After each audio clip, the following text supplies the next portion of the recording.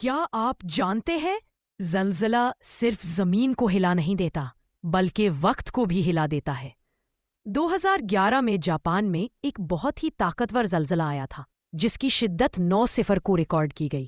یہ زلزلہ اتنا شدید تھا کہ اس میں صرف زمین کی سطح کو ہی نہیں بدلا بلکہ زمین کے محور کو بھی تھوڑا سا ہلا دیا۔ زمین ایک گھومتی ہوئی گیند کی طرح ہے۔ جب اس کی اندرونی ساخت میں بڑی تبدیلی آتی ہے جیسے کسی بڑے زلزلے کے دوران، تو اس کے گھومنے کی رفتار تھوڑی سی بدل سکتی ہے۔ اس زلزلے کے بعد زمین کی گردش معمولی سی تیز ہو گئی۔ سائنسدانوں نے بتایا کہ اس کی وجہ سے ہمارے دن کا دورانیہ تقریباً 1.8 مائکرو سیکنڈ کم ہو گیا۔ اب آپ سوچ رہے ہوں گے، صرف 1.8 مائکرو سیکنڈ؟ جی ہاں، یہ بہت کم لگتا ہے، لیکن جب زمین جیسے بڑے سیارے کی بات ہو تو اتنا سا فرق بھی حیرت انگیز ہوتا ہے۔